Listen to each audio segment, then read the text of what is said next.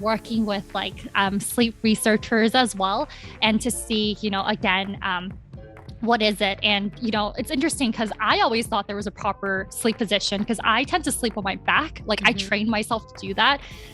But there isn't, because there are a lot of folks. Yeah, there are a lot of folks that like, they actually sleep really, really well on their stomach. Like they get quality sleep on their stomach. Like why change that? Instead, have the pillow, be aligned with that position. And so from that point on, it was just like working with material researchers to be like, what hasn't been done before in terms of the materials that have been traditionally used in pillows. So we know that there's like memory foam pillows on one end of the spectrum. On the other side, there's like fluffy, like hotel pillows. And it's like, how can we provide the consumer with the support they need based on, again, their body stats, sleep positions, and preferences, combined with the softness that they want? Let's link up with Krista on the Fix. She's a wellness coach with a focus on mental well-being and physical strength.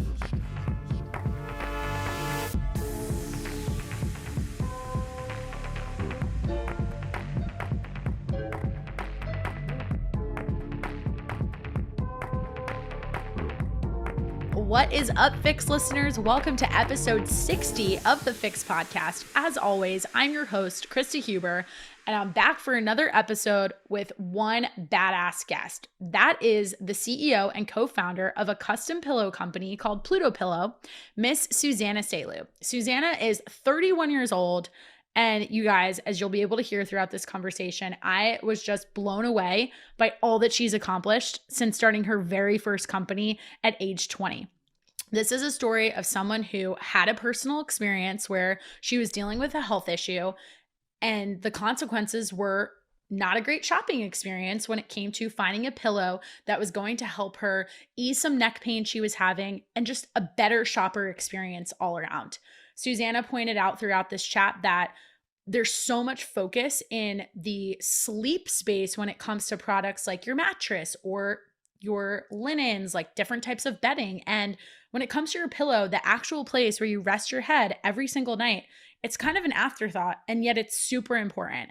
I'm the first to admit that I don't always get really great quality sleep. I don't get enough sleep. And as a nutrition coach, it's something I harp on to my clients. My own nutrition coach focuses on it with me. And I don't know about you guys, but I'm always looking for ways that I can improve my health down to the actual products I'm using. And after talking with Susana more, learning about the history of this company, I am definitely going to get my hands on one of these pillows that will be completely tailor-made to my sleeping preferences. And I want to pass that on to the FYX listeners too. So if you listen to this and you're learning more about Pluto Pillow and you actually want to check one out yourself, I've got a custom code that Susana offered to all of the FYX listeners for a 10% discount. All you got to do is enter the code FYX, remember it's spelled FYX, at checkout after you complete your survey for your personalized pillow, and you can get your hands on one and see how you like it. I'm definitely going to share my experience with my Pluto Pillow once I get my hands on mine, and I'll be sharing all about it on my social media, on my stories. Would love for you guys to interact with that. Tell me about your own experiences if you too decide to check out this pillow.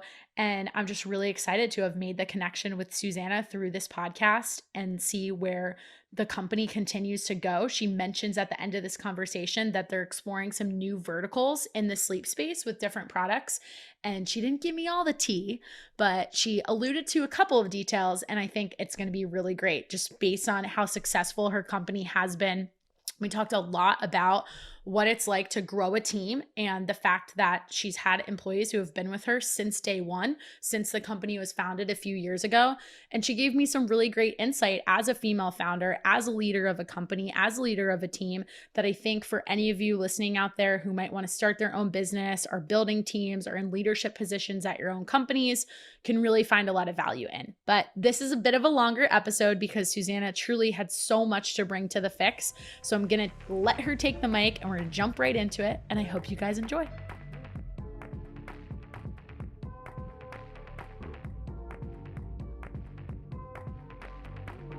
Who is Susana, but more specifically, why should we care about what she has to say? You can give me your resume and all that, but I want to know the second part. the second part is really the meat and potatoes of what I'm curious about. Awesome. I'm going to give you all of it. So, Perfect. in a nutshell, I am an LA native, born and raised in Los Angeles, California. I went to school right here in USC at USC, majored in business administration with a concentration in entrepreneurship.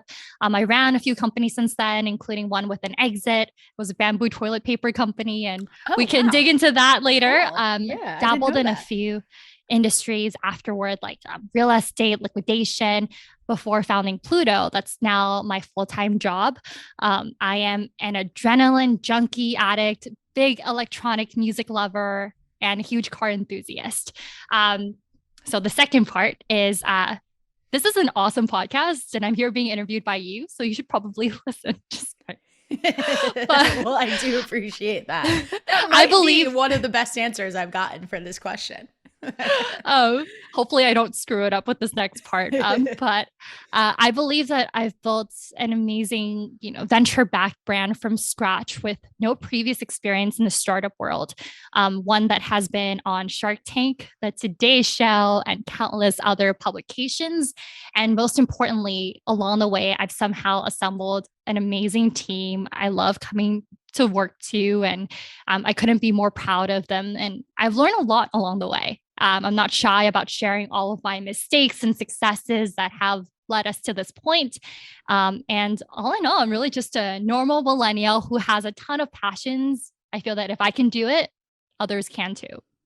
And we also need to plug there that Susana started this company in her, let's say, mid to late 20s, 26, 27, is only right. 31, only being the emphasis right here. And I'm so impressed with all the things you have done. And really importantly, your perspective on the fact that you're like, I had no startup experience.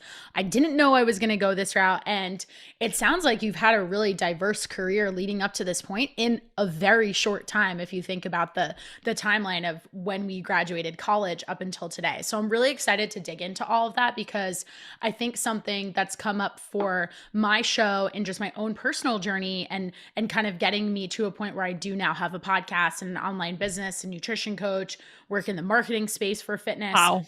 My biggest, I guess, like kind of mindset shift that I had to get over because of messaging I was getting from other people was that I was the classic millennial job hopper for the first 4 or 5 years out of school. And it really kind of like got to me mentally for a while. In the beginning of the pandemic, I had been looking for a new job and I was going to pivot industries. And it was the constant like, your resume looks risky. Like we don't know if you're going to be a liability to be at this company. So I feel like we may have some parallels in our stories in that aspect because it sounds like you've really done a lot, again, in a very short time.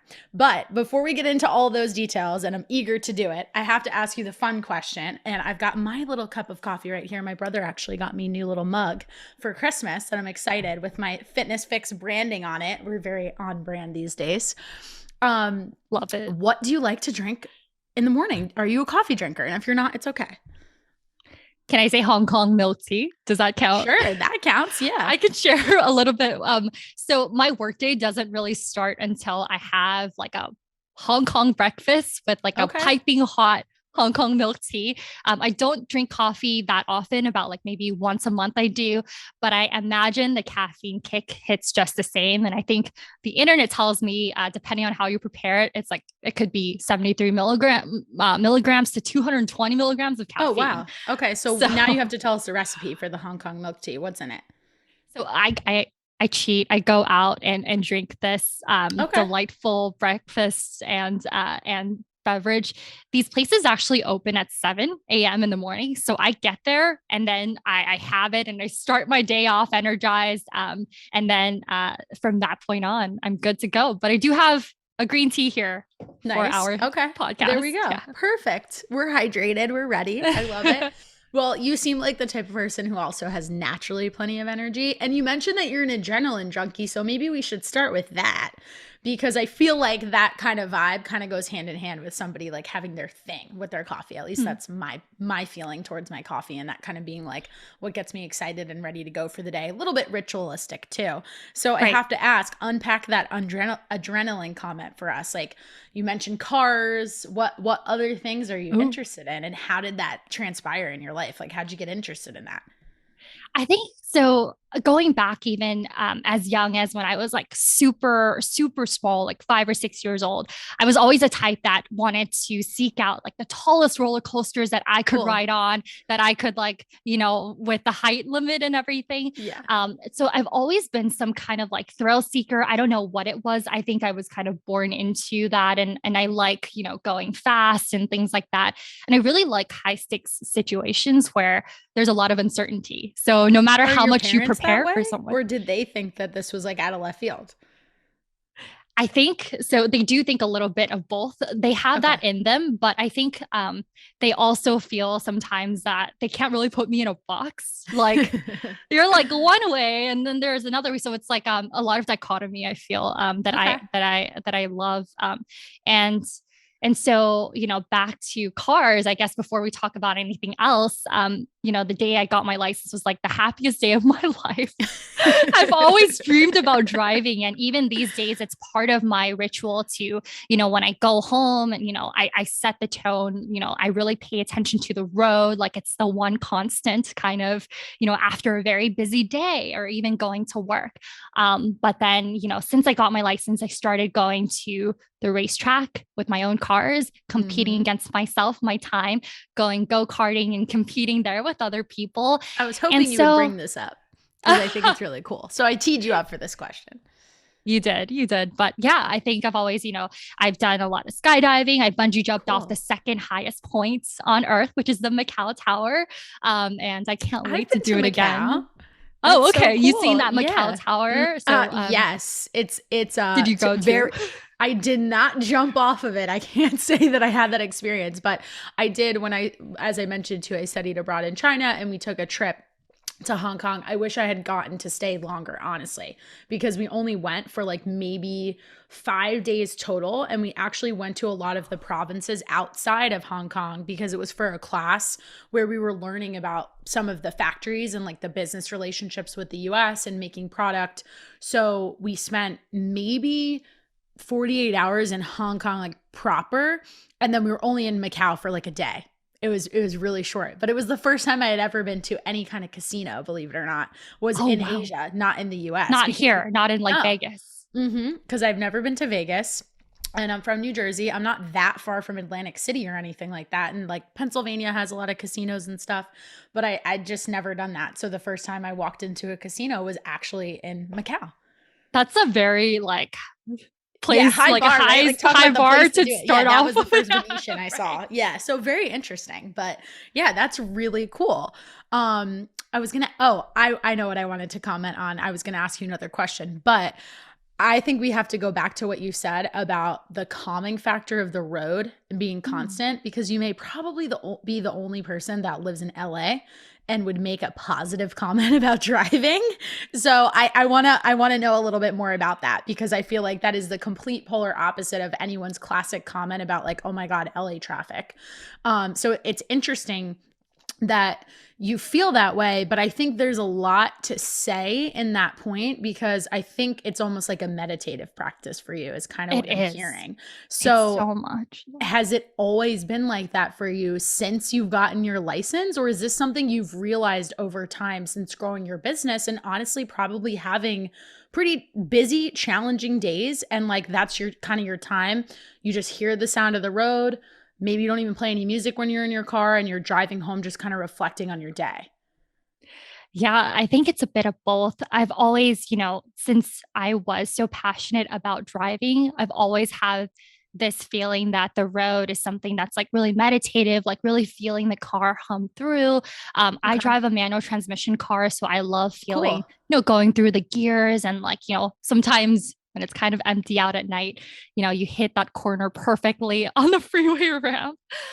But then as I got older, it became even more so, like even more meditative. It became more of a relaxing kind of part of the day, even with traffic and all. And I wonder, I kind of thought about this before too. Like, I wonder if it's because of the manual transmission I have, but it's actually with every car. I wonder if it's also because of my love towards cars and how I feel driving is such an art form. Like for me, it's not getting from point A to point Point B. B. It's about the journey and the things you see on the road that may not be there tomorrow, or something interesting it's very interesting. But at the same time, it's like there's always going to be like things passing by, and there's a lot to take in, and you get a lot of perspective from driving, whether it's like working with other drivers, collaborating on the road. So or like where your car is placed, like in the lane. If you can tell, like, I'm actually really excited. You've really now. and you've really thought about this too. You're honestly, Susana, giving me a lot to think about, because I feel like so often when I'm driving, I have a 25-minute commute to the athletic club where I work. And I'm constantly like thinking about it from the perspective of like, oh my God, I have to leave my house right now because I have to get to the gym because I have 17 million things to do. Or like, oh, like I wish, sometimes it's more of like, I wish I lived 2 minutes away so that I could run home for something in the middle of the day if I need it. And I don't have the luxury of doing that. But it's really interesting, because the more you're saying this, the more I think about like what I actually do in the car. And it's either listen to a lot of podcasts, or sometimes it's no music at all. I am a big music person, but I really like use that time to kind of like work through some problems, because it's my only time when I'm really by myself and like not interacting with other people, even to the extent that I'm in my DMs, like always attached to my phone and messaging back and forth with somebody, versus being alone with your own thoughts. So yeah. Wow. That's exactly right. And it's, being alone with your own thoughts, but you're still kind of not focused on those problems that you've come across. Right. Yeah, like, totally. So You I have to think your focus on the mind, road. yeah, hopefully. Right. So your mind is working through those problems. And I think like there are a lot of epiphanies that have come up actually when I'm driving, like problems that, I've been thinking about a week, but once I had that longer drive, it becomes like really clear, the solution or anything like that. And it's interesting because like sometimes, and it depends on how long your commute is too. But we always kind of want to rush through it, but sometimes it's like you maybe like if you can't spend those extra 5-10 minutes just to maybe, be with yourself, maybe there's got to be some prioritization that you have to do too.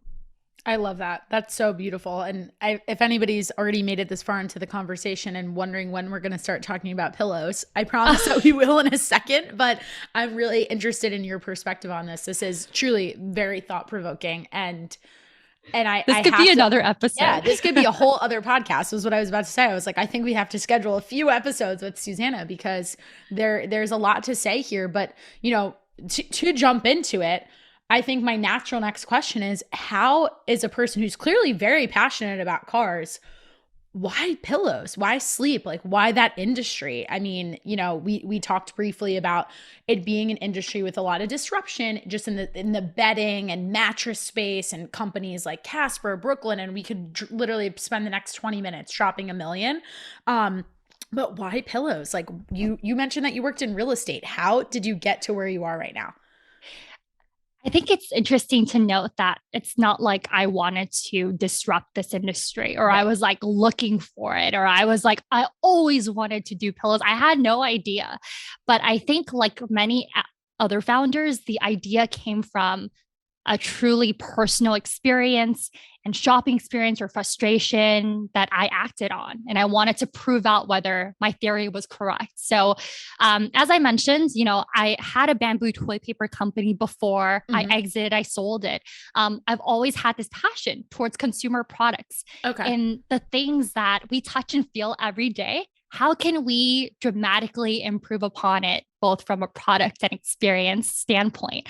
And so I've always been a car enthusiast, as we mentioned.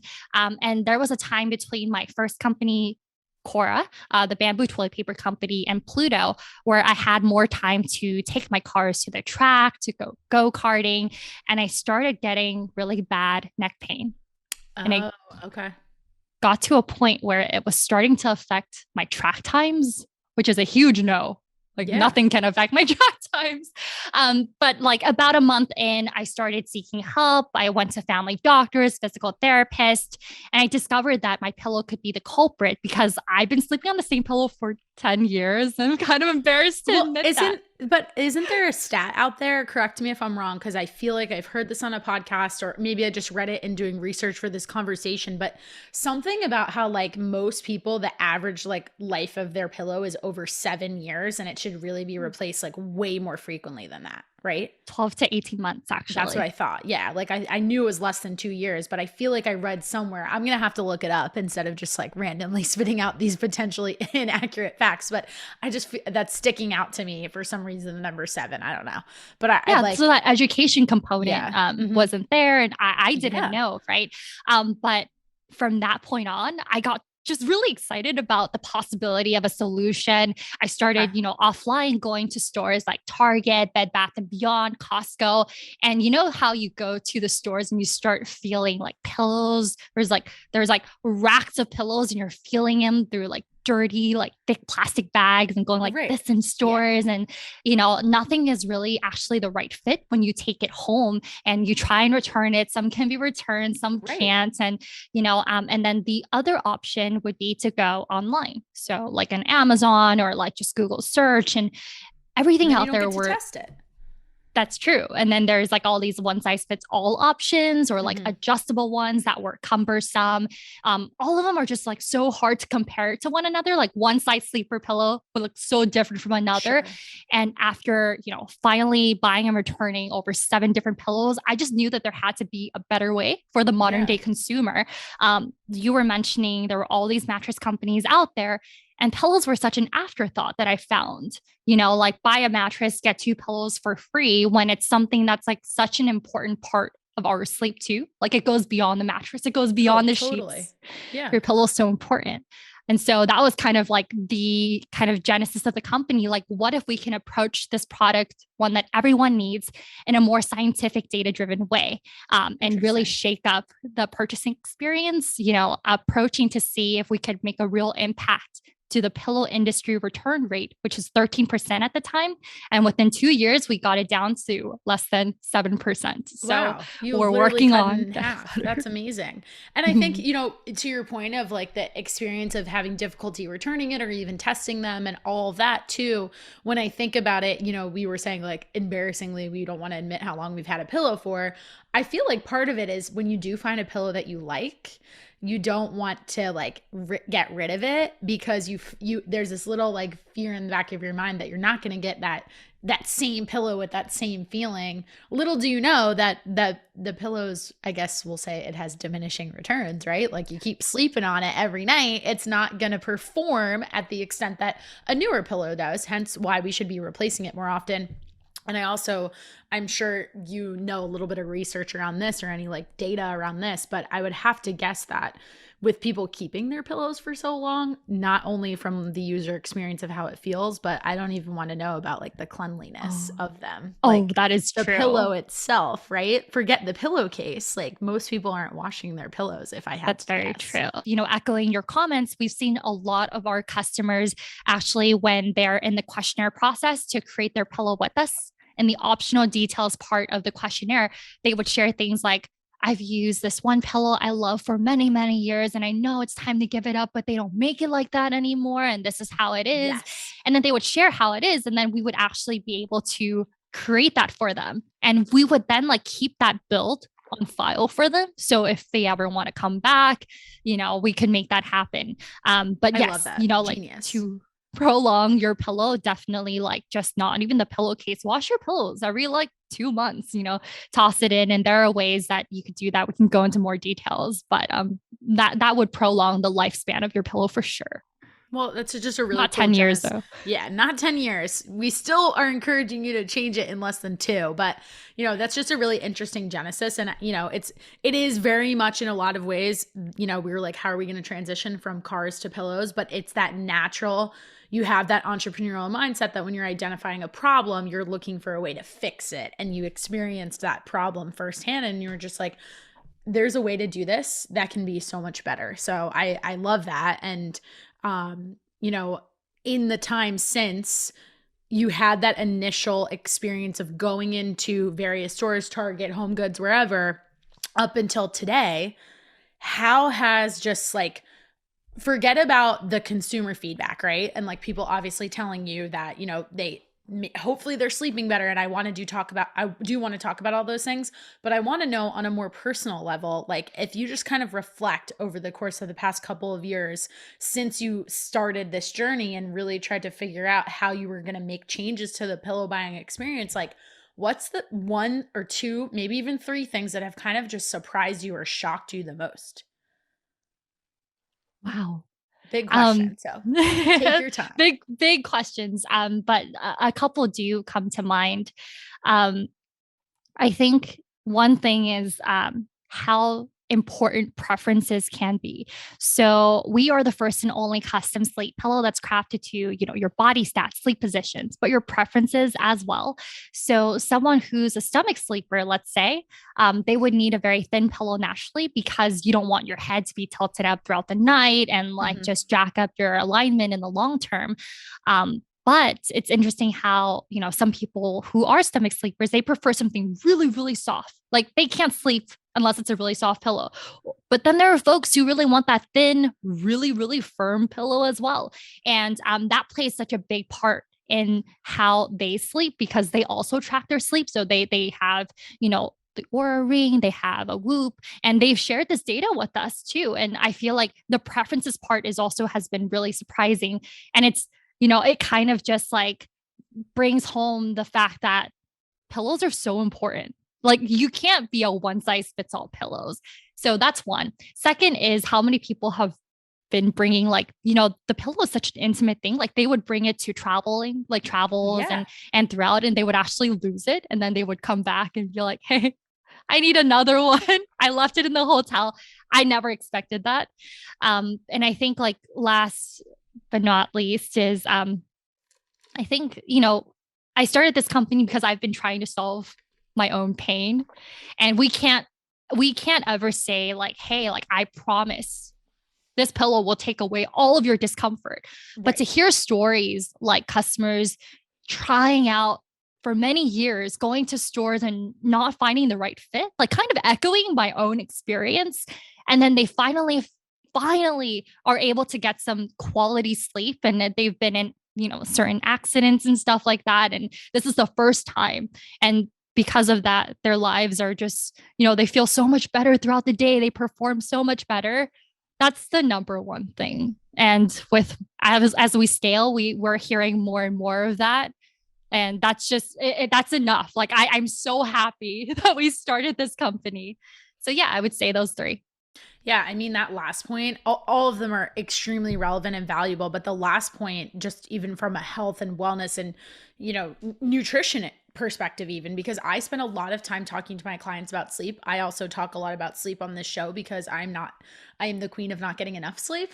And I recently How many hours, if you don't mind me asking?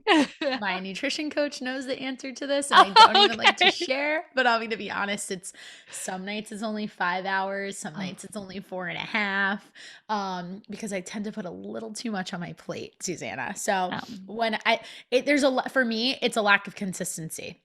I tend to have some days in the week with being in the fitness industry where I'm waking up very early, like 4 or 5 a.m. And then other days I don't necessarily have to do that, but I'm not great about getting into bed at the same time because the days where I wake up a little later, I may stay up a little later on the other end, working, doing different things, trying to have a social life, working on the podcast. So I'm here to say that I know full well I have read all of the things and listened to all of the podcasts. I literally got scared by Matt Walker's podcast episode that he's done with everybody from Joe Rogan to Lewis Howes, a lot of the research that Andrew Huberman does around sleep and everything. I know how important it is, and yet I'm still out here raising my hand and saying I'm very guilty of not getting enough. So this is a PSA for everyone, myself included, that we should all really focus on getting at least 7 hours if we can. But the consistency component is huge, and I'm sure you could even shed a little bit more light on that, because what I would really like to know, just in the context of like the component of sleep as it relates to your pillow, how much research is your company doing? And really, like, where are you looking for information outside of just that consumer feedback to figure out like what pillow designs make sense for people. I think you kind of started to touch on this in describing like someone who sleeps on their stomach, they're going to look for a very soft certain type of pillow. And I just love to know just in that, like from the back end, like in looking at how you're doing your product development, I think that's got to be some really fascinating stuff. Are you looking at sleep studies? Like where does this all come from outside of just the consumer input? Yeah, so we started the company in mid 2018. So Mhm. it's been a while, but kind of going back to the beginning, when I was, trying to, work through my own, pain points, Yeah. literally. I've had the opportunity to, even just locally talk to my physical therapists and be Okay. like, hey, like, what have you seen? What goes into making a thoughtful pillow? Like no electronics in the pillow. Like I don't need any of that. But like, Right. is there like a proper sleep position? Is there like a right loft? How does your mattress firmness? How does that dictate what kind of pillow you Pillow. need? Yeah. Okay. Yeah, and how does like firmness or softness play a role in all of that, and then working with like sleep researchers as well, and to see again what is it? And, it's interesting because I always thought there was a proper sleep position because I tend to sleep on my back. Like I Mhm. trained myself to do that. But there isn't because there So are a glad you lot of brought this up. folks. Yeah, there are a lot of folks that like they actually sleep really, really well on their stomach. Like they get quality sleep on their stomach. Like, why change that? Instead, have the pillow, be aligned with that position. And so from that point on, it was just like working with material researchers to be like, what hasn't been done before in Okay. terms of the materials that have been traditionally used in pillows. So we know that there's like memory foam pillows on one end of the spectrum. On the other side, there's like fluffy, like hotel pillows. And it's like, how can we provide the consumer with the support they need based on, again, their body stats, sleep positions, and preferences, combined with the softness that they want and prefer and like. And so, like, we're able to then put these two components together to create like a build that can fit all of those different, I think, like lofts or firmness level. And then we started doing we have an algorithm actually in place that takes into account 4 million data points to date about Wow. like Okay. what makes the right pillow for someone. And then we have a patent around, the way we create the pillows to this process. But it was, to be honest, it was starting off with some of those like main points.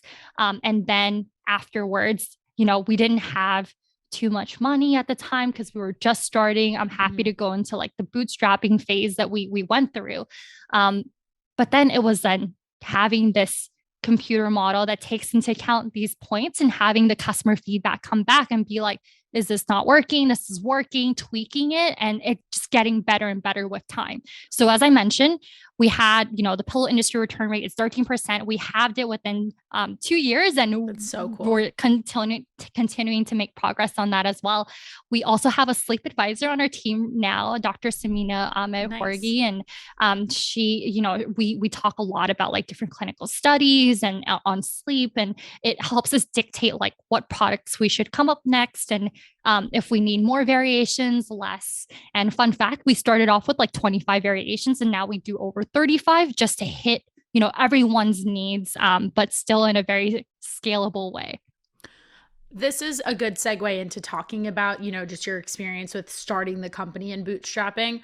But I want to lead off with what you just said about the variations of the pillows, because I think this is something that is a requirement of the work that you're doing based on your mission of helping people improve their sleep.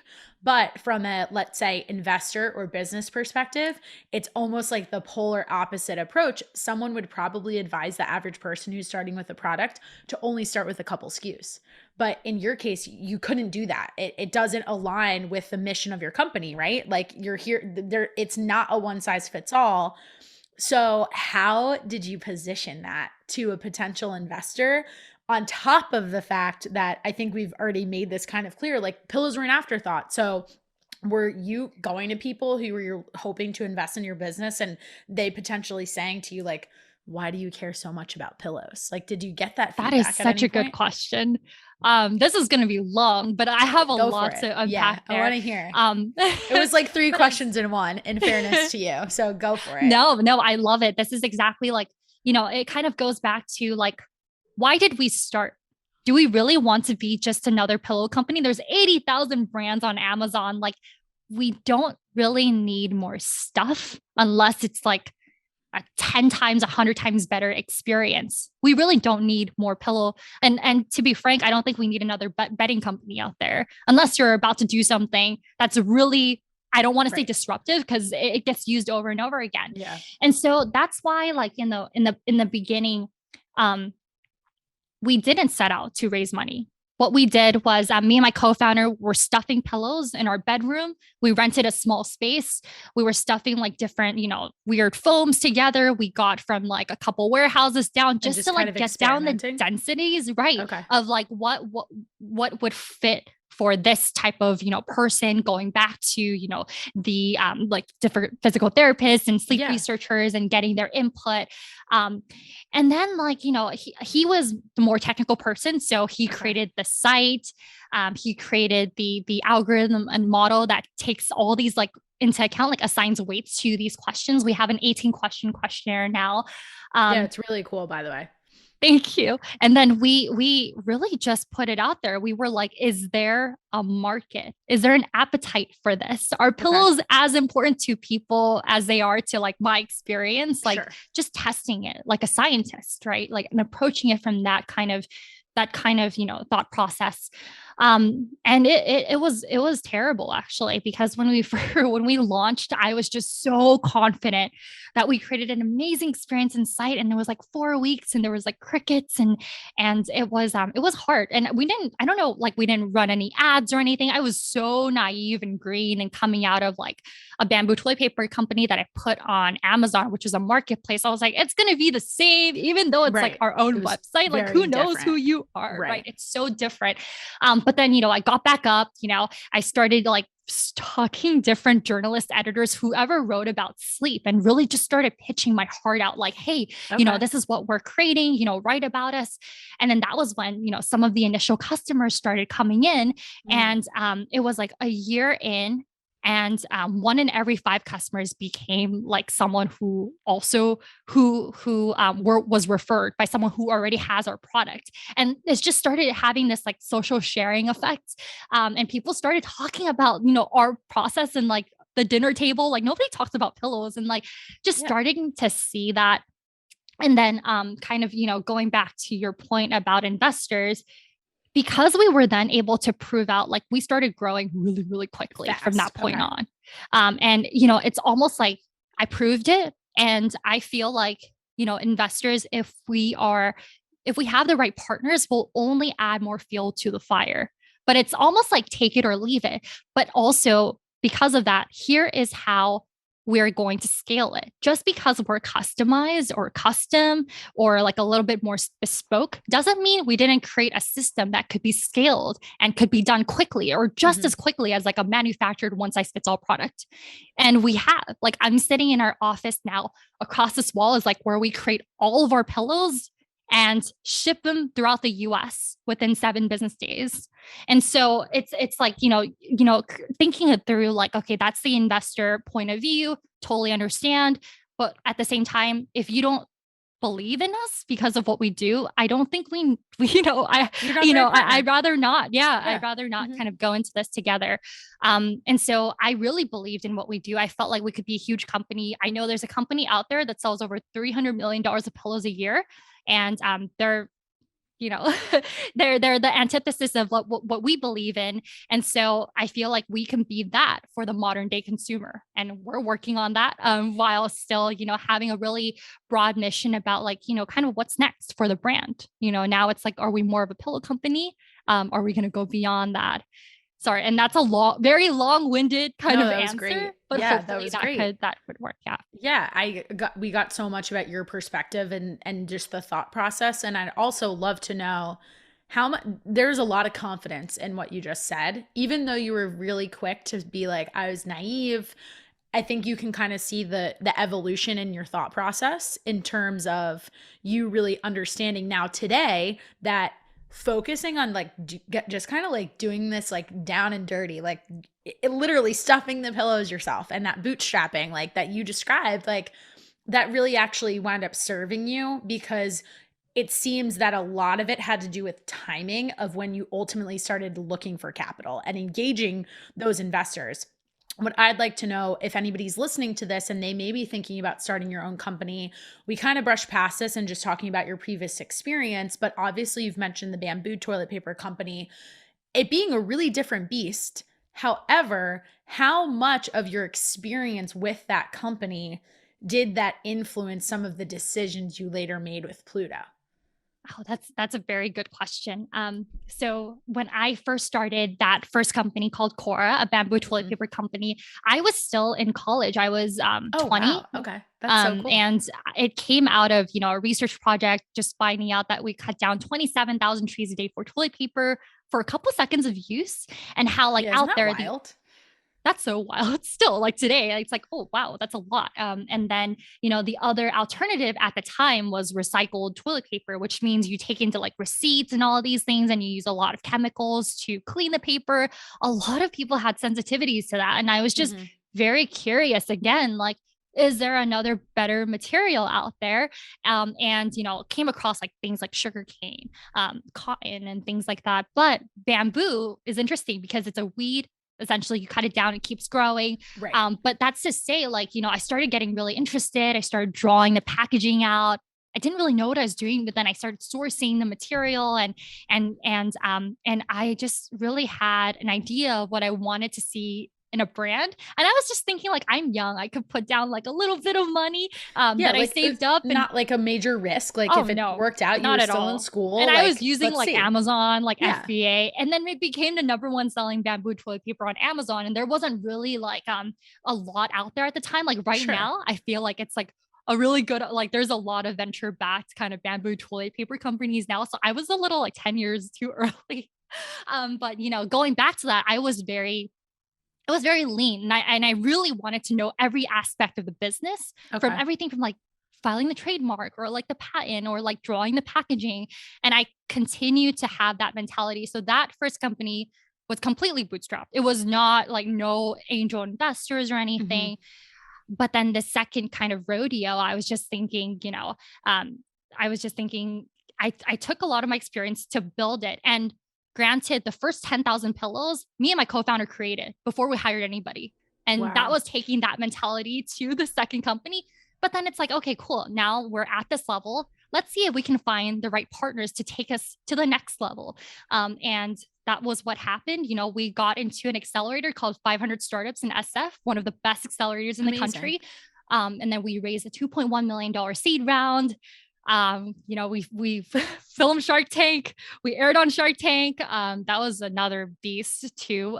But yeah, I think, a lot of your experiences, whether in business or not, like driving as well, like there's like a certain rhythm, that sometimes can be translated to my workflow, for instance. A lot could be taken from your previous experiences, and you connect the dots, and yeah, like you would be surprised how, I'm sure you know too, if you look back, like there are a lot of things you've done before that have helped you get to where you are now, skill sets or anything. Yeah. Totally. And I think that was something, even to just bring it back to the comments I had made to you about that like typical millennial kind of blanket like label I kept receiving in my own journey of trying to apply for various jobs. That was where my frustration came from, because in my head and the way I thought I was explaining it to the person I was sitting across from, justifying why I was a great candidate for whatever job this was, I was really trying to just like explain the story of like, this isn't about that I was at this company in this industry and that industry. It's like, look at all the different skills that I'm trying to highlight to show you that could actually apply to almost like just about any job, right? Like, I think even in us talking about the transition of like, okay, we're talking about cars, now we're going to talk about sleep, that leads us into pillows. I think really one of the big things I'm also hearing from you is like in understanding how you think about about pillows themselves, about your mission and about the brand, yes, there's a component of it that you want people to feel better. You want people to lead healthier lives. And that really fundamentally does start with their sleep. But I'm also hearing a lot that if, let's say, like I was going to go pitch this company to somebody, I think a lot of it has to do with seeing it almost as like a data company, right? Because of the data and the experience and the way you're trying to capture the data, the way that you're trying to help the person have a different consumer experience. And now I sound like totally millennial in saying that millennials care so much about experiences, but it's true, right? Like that shot, even the experience, like, yes, like I think we get that, like the millennial caring about experiences comment usually has a lot to do with like spending money on a vacation versus like champagne problems. Yeah, like, right. But I think I think a lot of our mentality, like from the consumer behavior perspective of millennials, I think it's very interesting because I know in talking to my friends about this, if I was going to highlight your company, I would actually focus more on the survey and just saying to my friends like, oh yeah, this was really cool. Like this was a really personalized experience. And it's not so much about the pillow, if that makes sense. Like it's not so much about the product itself, but it's like the way that you arrived to get me to have this very personal thing that I now get to keep in my house. Right? Yeah. Yeah. I don't know if there's 100%. A question in there, but that's just kind of like my No, comment. That's 100% correct. Like the product has to be great. Like that's table stakes. Like you better be creating a good product if you're starting something, especially in this day and age.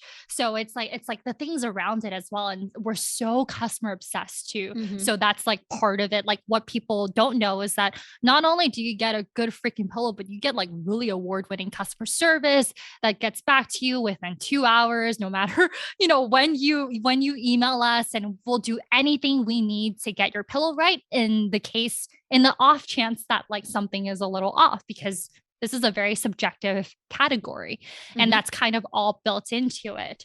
And then, and I feel that, the experience is important also because time is kind of so important these days. And a lot of experiences, it's like great experiences are about like saving time. Like I don't have time to, go do a bunch of research. Like, why is this like one pillow so different? Like go to stores and do that. Like, why don't we create something where we can address all of your pain points in a more precise way and have it delivered to your house within 7 business days, and that's kind of part of it as well. Going back to your kind of comment on like the millennial kind of passions and all, like for us, what we look for is someone who has had experiences like yourself, like someone who's like really entrepreneurial, takes ownership, has a lot of passions, is well-rounded. And things have changed a lot since like, maybe our parents, where it's like you stay in one job for a really long time. I think like, having so many different interests, like genuine interests, makes that person just so much more interesting and great to work with in the long run. Like we're always thinking about a culture add and not a fit. And that is exactly one of the things that we look for. So it's interesting. Oh, don't work with that company. That comment that you just made about the culture add versus the fit. Can you, just from more of the business perspective of somebody hiring people, can you walk me through that a little bit more? Because I've never heard about that. I've never heard it phrased that way. And I think that's a really interesting and unique way to put it. Because I think people focus a lot on culture, but I do think sometimes that gets twisted in that they then kind of confuse the fit portion and they're like, oh, well, this is also about fit. And they overemphasize fit in terms of like making sure that is the person is right for the job. Yeah, and then, before we even get into that, it's, making sure that even though it's a culture add, everyone still has to be aligned around the same vision, the mission. But we have to be very careful, especially as a startup, and people are like, they want to work in startups, things like that. You get into like a groupthink mentality. Yeah. And you want a diversity of thought and opinions, especially as you're going to grow. Like to get to that one goal that we're all aligned on to, it's like there's all these like viewpoints on how to get there. And that's how you create a very collaborative kind of quality type of company that's going to sustain in the long run. I feel that like it's so dangerous when everybody just kind of like looks the same, thinks the same in a company. A bunch of like yeses, and I see that happening a lot, like even during my time in San Francisco. And it's just, I don't know, it just makes for a very not very interesting company. that sometimes just kind of they get lost, and before they know it, it's kind of too late. Like they were just down this one path for a long time that was wrong, instead of having a good conversation around it, different ideas, because people have different upbringings. So that's kind of, at a high level, in a nutshell, what I think about when I think about culture ad. Yeah, that's really interesting. And to that end, I'd love to know, it's not like too many people are walking in with a resume that has any experience in the pillow space necessarily. Maybe in bedding and mattresses and that sort of stuff, but off the top of your head, can you think of like a couple like really maybe unique job experiences that some of your employees have had, or just like maybe kind of highlight for us like the expansiveness of that? Because I'd imagine there's a lot of different industries that maybe some of the people who work for you have come from really different backgrounds. All right. So we have a rock star customer experience lead that has been with, who's been with us since, I don't want to say like, not since we started, since it was just me and my co-founder, but he was one of the first employees to join the team. He's still with us to this day. And he's never had customer service experience before. What in terms of being with a company and working on emails or answering phones or anything like that, or even looking at websites or direct to consumer companies. Not even pillow companies. He didn't even have direct to consumer company experience. Yeah. Wow. But he was working in like different restaurants. He used to be a line cook. He was a server at many different kind of like low, like high end restaurants. They're different, he brought, but it wasn't his resume. It's for me, it's more about like when I am interviewing that person, I'd really want to get to know them a little. I feel like a lot of skill sets could be taught. But it's like this type of like how they think through problems. And he has been such a great example of someone who wasn't in a space that we're in now, and who has continued to then like led the company in terms of customer experience. Like he started hiring people under him, and they have been a great ad, and we've had no turnover in the last 2 years. And just kind of keeping that in mind, it's less about like your experience and how you align with like what we have in mind in terms of what we want to do, and what can you bring to the table that's unique. A lot of times I would say people who come from the same space, they tend to think the same. And I feel like we're looking for more out of the box creative people. Now I want you to brag on yourself a little bit more, Susana, as a leader of your company, because for as much as, everything you're describing and just like having that diversity of thought and everything can definitely play a factor into creating a really cool group of employees, for you to not have turnover for any extended period of time also says a lot about how you manage your team. So what do you think? Like, I don't know if you do 360s or anything with your employees or stuff like that, but like if you had to flip it and talk about what you think you do well as a leader and what you've learned in the past several years, not even just with Pluto, but obviously with your other company, with Quora, like, what do you think makes someone want to stay with Pluto in terms of what you're doing as a leader and some of the types of initiatives that you might have internally with your teams? To be honest, sometimes I think about this too, and I struggle with like, oh, what am I doing right? And how can I continue to do this? Because you feel like it just is happening for you. Yeah, it's just happening. And sometimes I talk to coaches and they're like, because it's happening, like lean into kind of, why, like, what are you doing? And are these things that can be systems that are scalable in the future? Yeah, I'm asking because we want the golden nuggets for anybody who's listening who might be running their own business, right? So I hear them. I think, right, especially in the pandemic, like everybody's, we have an interesting mix. Like we have pillow builders here, also no turnover. We have people who work from home who feel just as aligned and important and present in the company. And it's like, that's always been top of mind. Like, how do we make everyone feel, no matter where they are, to feel like they are just, within the company as actively participating in ideas and stuff, no matter what role you're in. And that being said, it's like, I check myself very often. Like I had this like stubborn vision, but like if someone comes up to me with some feedback, I'm almost like too open to it too. Like I love to hear that stuff, because no matter if I make that decision or not, and I will let you know if I do or not. And my reasoning, I actually do take that into account. Like, I know it's so cliche, but it is like listening and being very, very open to feedback. And then that being said, also because this pandemic has been so hard, I really encourage folks to really bring their whole selves to work. Like, we do things like check-ins, for instance. Like, if we're doing a big meeting, it's like, hey, how are you guys feeling today? No, really, how are you guys feeling today? Not like the pleasantries, but like what's going on. Mm-hmm. So we start like green, yellow, red. Green means like, hey, I'm good, I'm present, I'm here. Nice. Yellow is like, oh, I'm a little off, but like I could roll with it. Red is like, full stop, like today's just not my day. And when that happens, and it has come up a couple of times. We have gone through some hardships. Some of our team members have lost family members too during this time. And when it's red, we sometimes reevaluate like, hey, do we need to even have this meeting right now? Or like, how can we best support you? And sometimes it's not even like supporting you as in like, I'm going to be here for you or talk to you, but just to like make space for that. Sure. Is the most important. And sometimes support could just be like, hey, like maybe I'm going to be a little off today. I'd rather work. So I could, but I maybe I'm a little bit off today, and just be like, hey, that's okay. And let us know how we can further support you. Sometimes support could look like just bringing that up, and that's cool.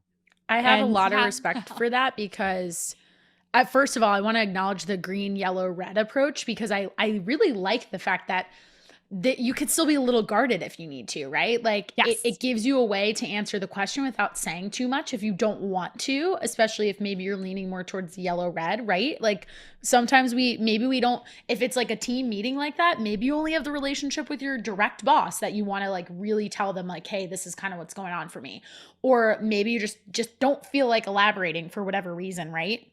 But one of the reasons why I wanted to stop you on that point is because for the fitness industry in particular, that's actually such a polar opposite of the way we're kind of trained to be excellent. And the reason is what I mean by that is, just to make it really clear, is one of the things that makes a very good trainer or a really good group fitness instructor so great is their ability to leave all their shit at the door. So we don't have the opportunity to come into work very often, in the sense of like, even right now, right? Like, if I have to know myself and know my boundaries, that let's say if I was really honestly having a bad day, it's on me to say to you, hey, this isn't the best time for me to record this podcast because I can't show up the way that I need to. Obviously, we can't be doing that all the time. Like, we have obligations. We have a class that's scheduled, just to keep with this fitness example, but it can be a very mentally, physically, and ultimately emotionally challenging component of being in the fitness space for that reason, whether that's as an instructor or even as a nutrition coach, because a lot of what I do with my nutrition coaching has nothing to do with nutrition. It's a little bit of therapy, a little bit of people airing out their problems. And if I have all this stuff going on over here, I can't sit there and talk to my client about it all the time, right? I have to know when to be able to separate that. So it's almost like a little bit of, like I said, like being great, or that badge of excellence or honor is actually very much within your ability to compartmentalize, but that can be really dangerous too, because then you just start to carry a lot of stuff internally. And I think that leads to burnout for a ton of people. And for me, if I hadn't had experiences where unfortunately I did get so burned out, I wouldn't have recognized that problem, much in the way that you didn't recognize the pillow issue until you had an issue with your neck, like until it got to such a place where it really interfered with your quality of life, right? I'm curious then, like, how are you handling that now? Like, is it the boundaries that you just mentioned and sharing that, but also, I guess, not being too hard on yourself, because life can't be compartmentalized too? I know you have to, especially in fitness, I feel like you do have to show up one certain way. How have you handled it, Ashley? What has worked for you so far? Yeah, it's been a lot of learning lessons, definitely with the boundaries component. And it's something that I feel like I constantly shift with and have to learn all the time, especially because a lot of my workflows have changed so much since COVID.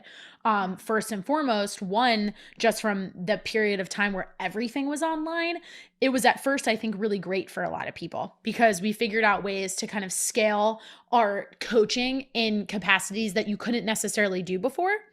But it's definitely one of those things where, because a lot of the work that you can do in fitness in terms of how you think about your business may be like teaching a lot of classes and focusing on volume as a way to be successful, that's also where the burnout comes from. So to your point of like, well, what if you're teaching 4 or 5 classes a day? And I've been there, and I could have like some really uncomfortable stuff that I'm also dealing with, whether that's like at my place of work, because maybe things aren't going well, like with the rest of my team. And I can't let anyone know about that because we want to create this culture for our clientele, our customers, where they think that the gym is the best place ever. And they need to have that impression all the time. But yeah, we're also human beings. So for me, it really took like, I hit a pretty deep rock bottom of being completely exhausted mentally, to the point where I was severely depressed. And I had to step back from fitness for a little while. And I was kind of fortunate in the sense that it actually did align with COVID.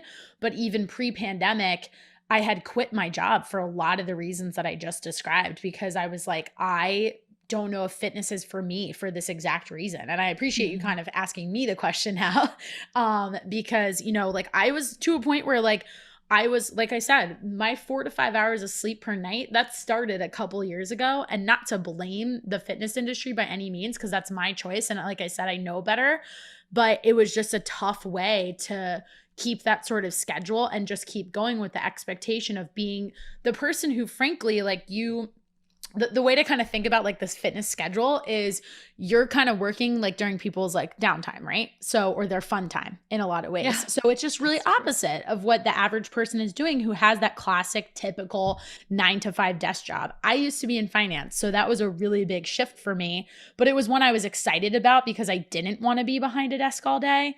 And then once you get into the routine of that, of course, it's with any job. Like no job is perfect. No job is amazing. There's aspects about it that you're not going to love. But I think for me now, in trying to pay all of that forward, like I don't want any of my employees. I now am in a marketing role for this other gym that I mentioned, and it's a startup too. So we feel a lot of the same things that you're describing with that startup culture. Just really trying to help a lot of my instructors feel like they can come to me if like something's going on, right?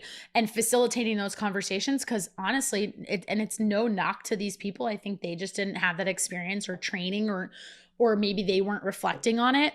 I never got that from someone. And it was something that I wish I had had in a mentor-mentee kind of relationship. I know that was a really long response, but it's a lot of just, it's a lot of different things, because it's really something that you have to take responsibility for.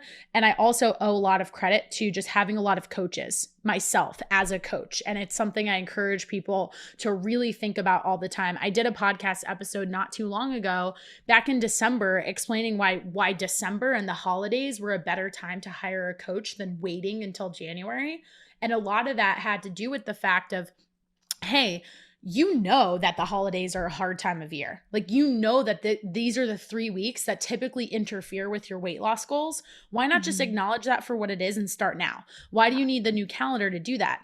I can say the same exact thing, in that I need that accountability too, because I'm also a human being, and I know that I'm going to be my best self when I work with a coach. And for that reason, I therefore see it as an investment. It's money worth spending, just having that time to be able to check in with somebody. And I was joking about it earlier when I started saying that my nutrition coach knows how bad my sleep is. I need her to like call me out on that shit and be like, hey, like she's going to listen to this and be like, so how many hours of sleep did you get this week?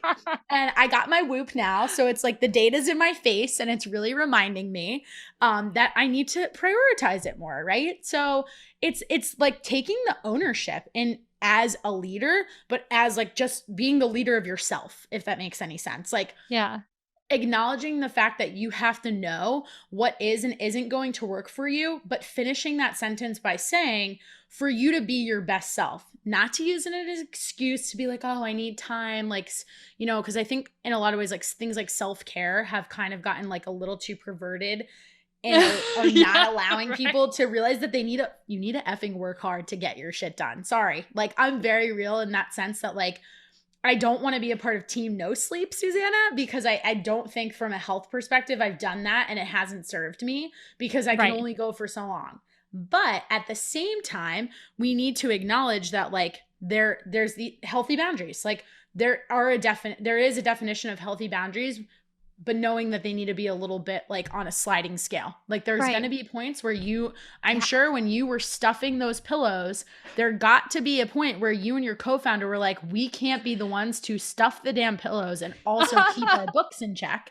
But you didn't have a choice.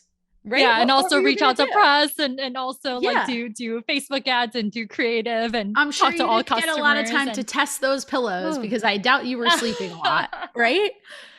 I'm right there with you. And I do have to, when you mentioned like the 5 to 6 hours, that used to be my schedule. And, and I do wonder, like, it's like, if I, kind of brought some of that, now, 7 to 8 hours, back to where I was before, would the company not get to where this, if I wasn't such a hustler at that time? I do question that too. Like, would I have not gotten to where I am today if I was has its time and place, right? Exactly. So like you mentioned, I think like it is a sliding scale, and it's actually, there's no right formula, but it is like, that's why sometimes having a third party like a coach keeps you accountable and actually helps you design the right system for where you are right now in time. And how does that evolve with more things on the plate later on and things like that?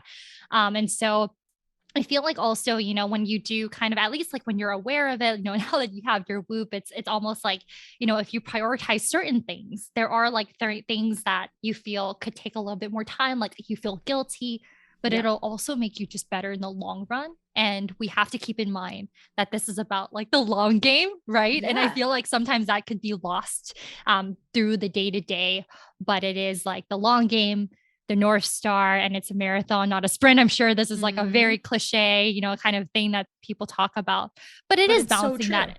And I think it's like you have that type A personality already. So it is almost like kind of like bringing that not down a little bit, but like making it so that it's like a healthier, positive thing for you. Yeah. It's that double-edged sword. Like the type A personality can serve you so well because it can help you be successful in your career. Like I was talking to someone and bringing them on a tour of our athletic club here in New Jersey where I work. It's called the Fort. And we have a room for one of our studios. We have 4 different boutique studios inside of one massive facility. It's huge. It's 50,000 square feet. And one of the rooms has 4 different TVs in it that display the workout. And technology is beautiful, but it can also frustrate us sometimes. And this room in particular, sometimes the TVs turn off and then they have to all be reset to redisplay the workout, right? So it's a little bit of a process to go in and like close out the application that we're using. We have 4 different iPads. You have to basically just hit a bunch of buttons and it doesn't take 30 seconds. But this is my type A personality coming through. This was a friend of mine and I'm giving them this tour. So I was like, hey, can you give me a second? Like it was more informal. I wasn't trying to sell them on the gym. So I was like, I want to turn these TVs back on. And we walked out of the room. And as soon as we walked out of the room, they said to me, they were like, you are so committed to excellence. Like the fact that you took the 5 minutes that it took to fix those TVs and stop what you really needed to go do otherwise just is a testament to how you think about everything. And for me, that was such a huge compliment because I'm like, wow, thank you for recognizing that first and foremost. But again, to kind of like the other direction of where that can go, you can get yourself crazy with thinking about things that way, right? Like with podcasting, I see that a lot just in terms of like, I can't even tell you the number of times that I will redo my introductions because I hang on every word I say when I know that some of the little mistakes and the number of times I heard myself say like, no one else is picking up on them. But you listen to the great. Now I'm very cognizant of my list. Yeah. Now you're thinking about them, right? And it's like you listen to people like Lewis Howes, you listen to all of these amazing podcasters, and you can't fault yourself for wanting to have the aspirations and the vision to ultimately be like them, right? So you're sitting there thinking, well, oh, this person doesn't do that. But I'm sure that they could sit here and even 7 years into them being a podcaster, 10 years into being in the space, they could say the same exact thing. So just they're probably picking up on things that we don't at all. Yeah. We're here idolizing them, thinking that they're perfect and they're these amazing interviewers and everything. Like they could say the same exact thing that we're also saying about ourselves right now. But I think that's really the beauty of social media and podcasting in particular, if you use it for a place to be raw and vulnerable and real, you can kind of peel back that layer. I think even you think about something as simplistic as Instagram stories, and you think about when Instagram stories were first introduced, I think that's why people liked them so much. It was finally, I don't need to see this very curated feed that you put together to show me exactly what you wanted to see in this little tiny box. Now show me what your day looks like. Like, show me what you're doing before your bedtime routine. And you said it earlier, like picking certain things that at least you can do those couple of things well. Like maybe you can't get the 7 or 8 hours of sleep that you need.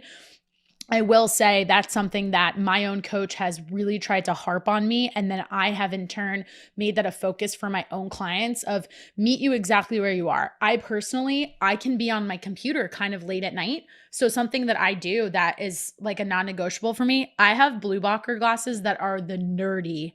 They're orange. They look like I'm in the Matrix. Like I wear those blue blockers because those are legit. Those are the ones that are actually going to help you not have like an issue with your melatonin receptors basically being like, oh, there's light. We're going to stay awake. We're not going to go to bed.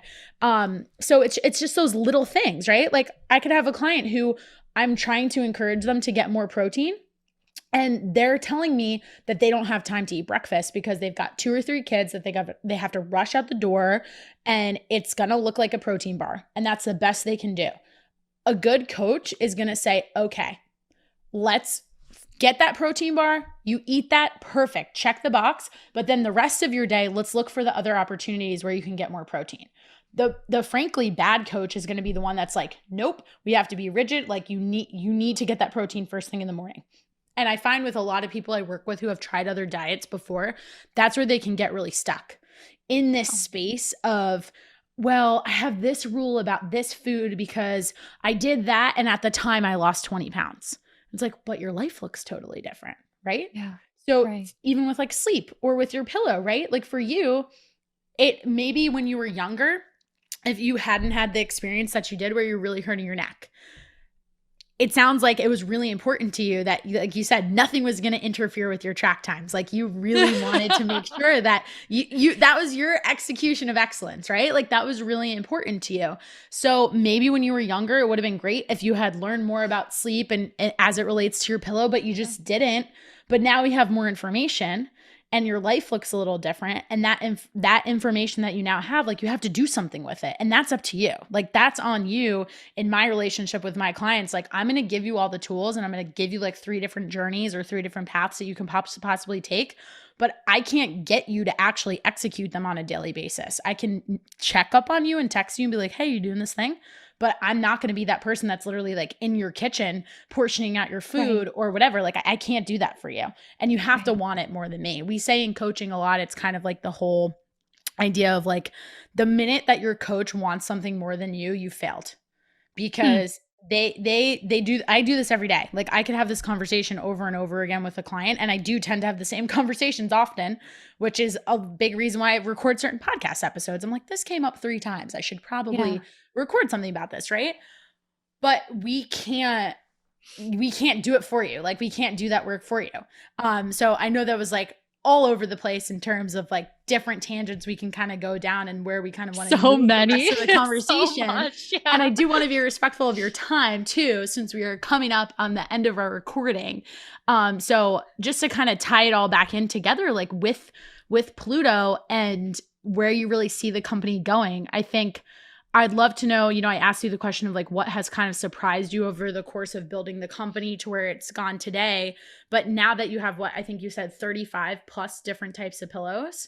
Like, where 44,000 pillows created later. That's insane. Like that's crazy. And I'm sure you're sitting here thinking like, who knew I was going to have a company, make this many pillows. And you personally contributed to a lot of those yourself, like with your own 2 hands, which is really amazing to be able to say.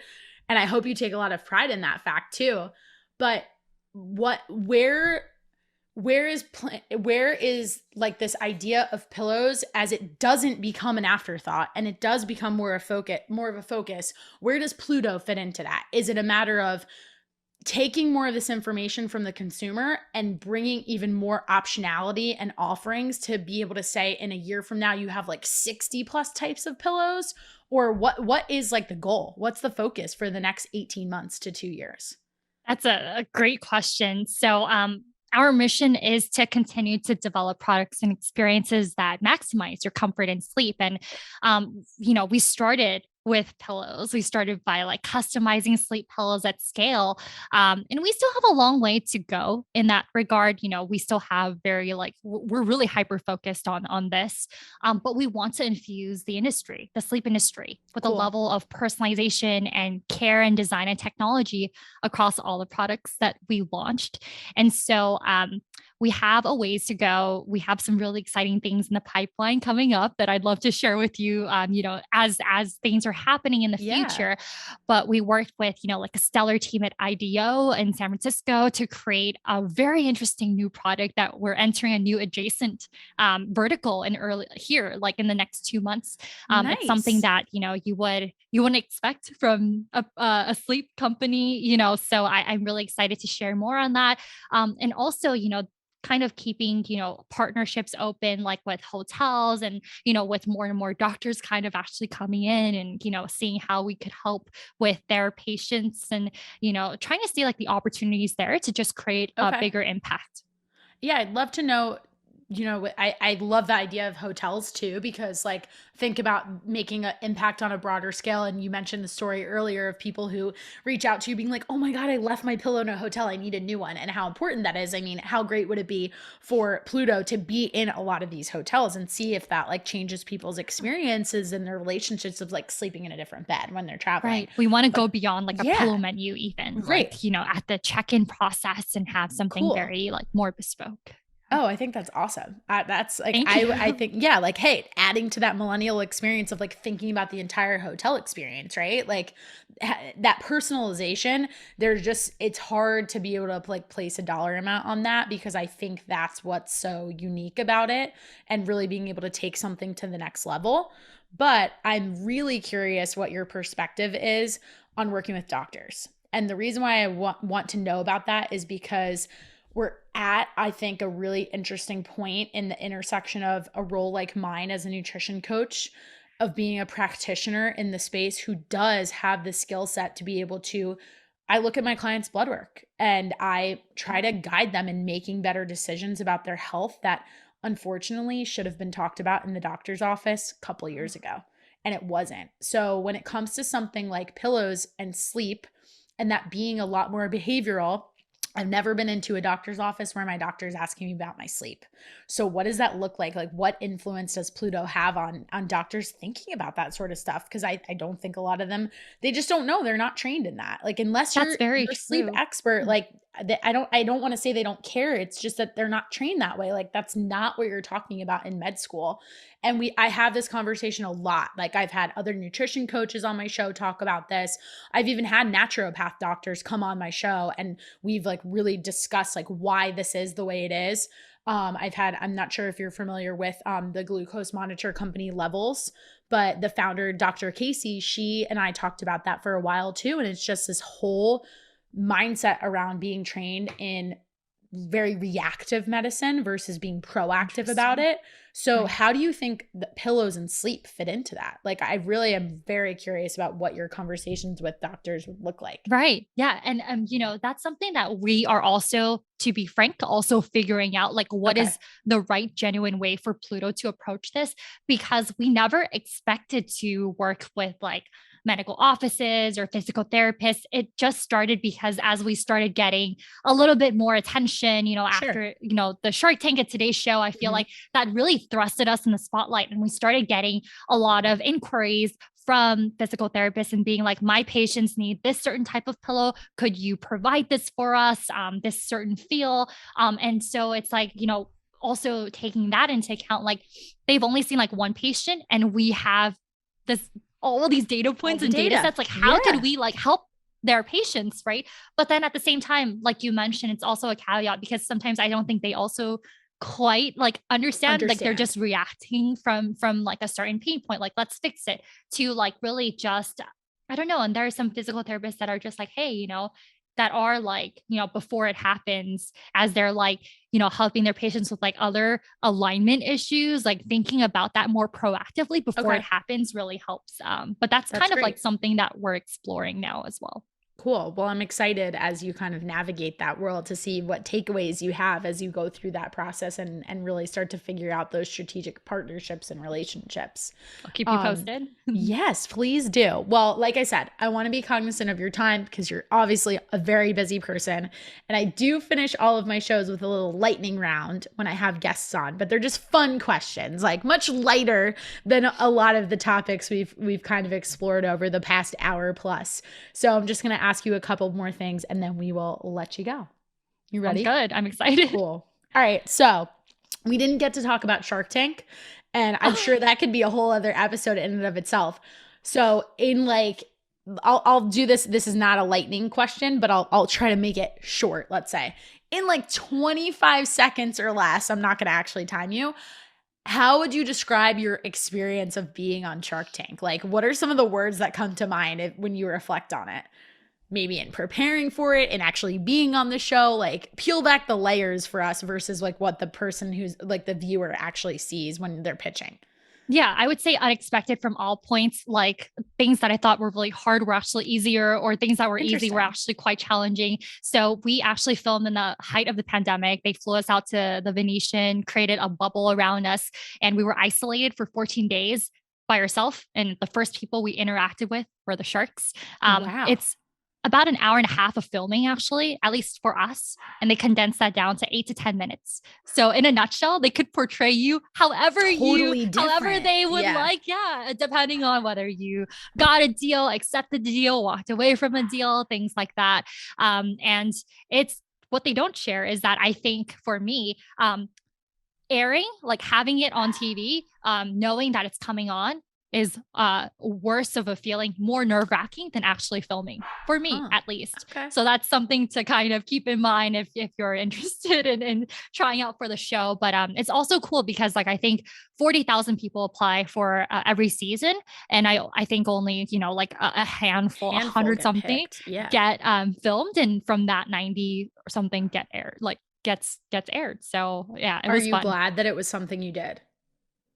No regrets at all. Cool. It was a great experience, and I couldn't have, I was really nervous about it because they approached us when we first started the company. Actually, I think they read about us in a House Beautiful magazine, and we said no at the time. We were not ready. Me and my co-founder cannot pack that many pillows. And I frankly didn't watch Shark Tank that much during that time. Like I didn't know it was like legit or anything. Sure. But a lot of founders I knew were on the show, and no matter what experience they had, whether again, they walked away from a deal, got ridiculed or anything, they never regretted it. So it was great. The cast was super welcoming. So highly recommended. Cool. 5 out of 5. Awesome. If you could go back and tell that, let's say your 20-year-old self, when you were first exploring what ultimately turned into Quora, and give yourself one piece of advice or one lesson that you've learned since then that's really served you in positive ways in now growing Pluto into what it is and what it will continue to evolve into, what would that be?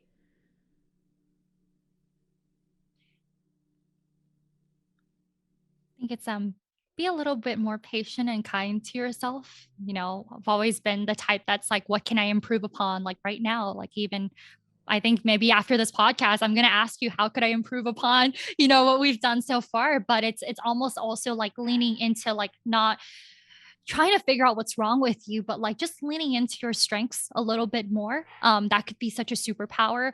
And maybe you don't fit into a box now, and that can sometimes be hard, but it's also what makes you unique. I love that. And to that end, who has been your biggest influence, whether that's like a business inspiration that you look up to, a friend, somebody, a family member, somebody in your life? Like, who have you kind of looked to for guidance in navigating so much of what you have? And clearly, like, while we haven't expressly said this, you've obviously worn so many hats in everything that you've built over the last couple of years, which is not an easy thing to do. Right. I would say my dad, he has never been to like high school or anything. He's only been in school for like 3 years when he was in Thailand, and he was able to create so many different companies. All of them failed, but a lot of them failed, but he went through it, and he's able to be so open with his stories. And it's everything, like ranging from like a sewing factory to an oil company to Energizer drink company to all of these experiences. So he's my inspiration. I love that. That's really cool. I would have to imagine that having dinner in your house would be a really fun experience. There's probably so many There's different a things lot of to talk about. experiences. Yeah. Not like maybe something you could read out of a book, but like someone who has actually like walked the walk and could share Yeah. like really like things that you don't read about these days. So yeah. What is your favorite? We didn't talk about anything like workout related or anything like that because we focus on the sleep component in terms of health. But do you have a favorite workout or like any kind of fitness routine that you do that you want to share with us? Yeah, I'm pretty so it's this is actually a struggle. It's hard for me to keep weight on, and I say that not like, oh, like look at Yeah, me, no, because hey, I I was get it. ridiculed when I was in high school, like being so skinny, and I would kind of eat a lot, and so and nothing really worked. I think I'm just kind of born that way.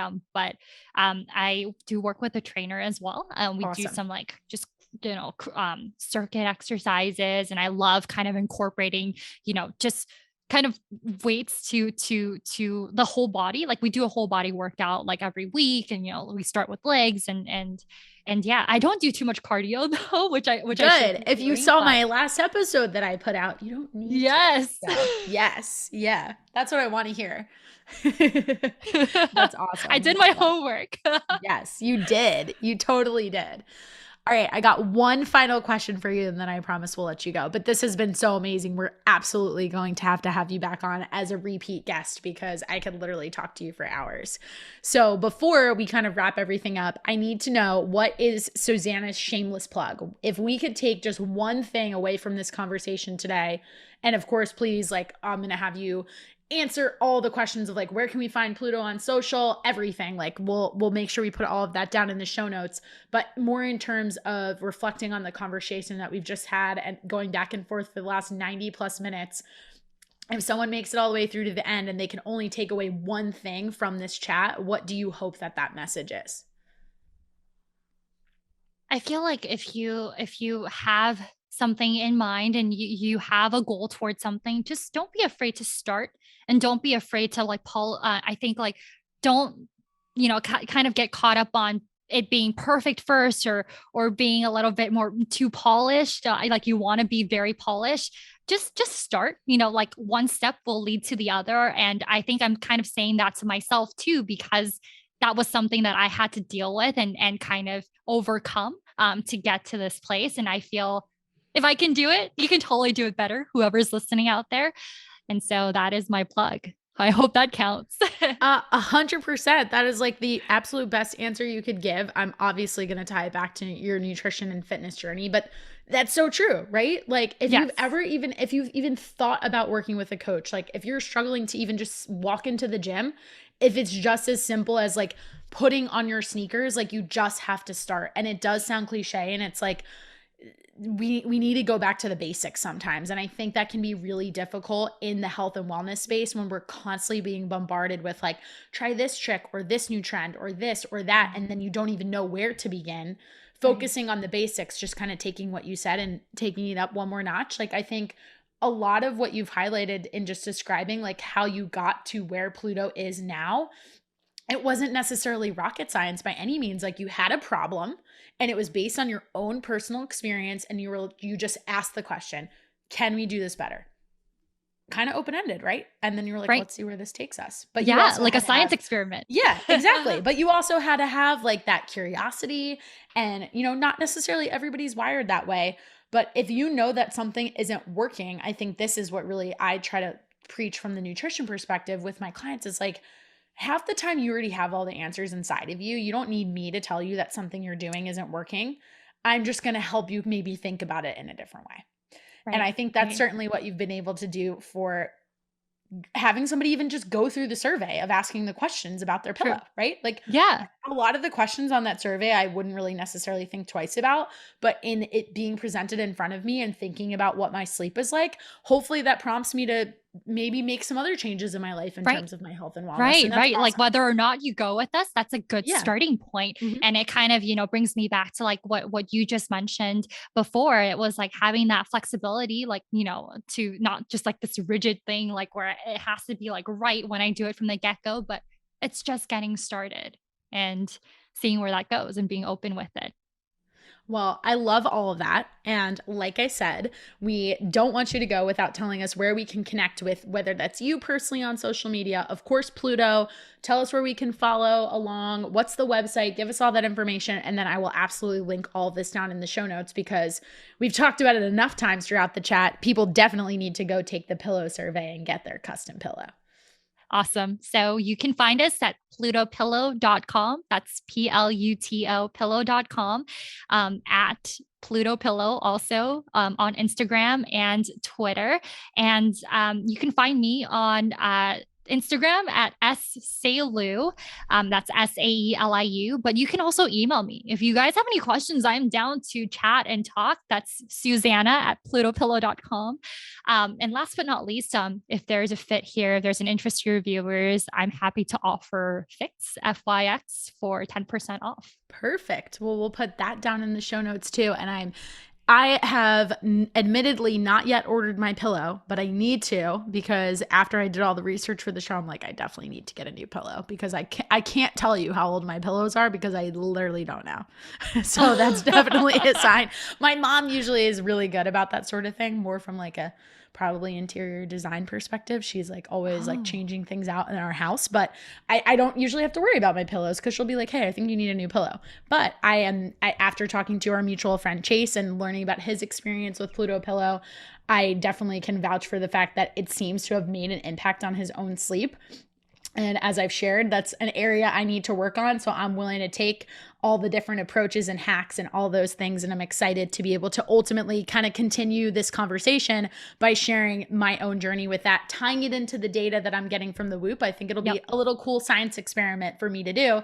I've got a little bit of info with the current pillow. Let's see if anything changes with the new one. So I will be sure to keep you posted on that, Susana, too. And then obviously share that on my social media as well. Awesome. We're excited. We look forward to it. Yes. Well, to everyone who's tuned into this episode, we can't thank you enough for being here. If you got even 1 ounce of value from this conversation, you guys know the deal. Please share it with somebody, whether you're putting it out on your own social media page, sending it directly to a friend. The more people that we can get to hear this message, the more we can support Pluto's mission to help people get really great sleep with a totally customizable pillow, which I think is just an incredible thing.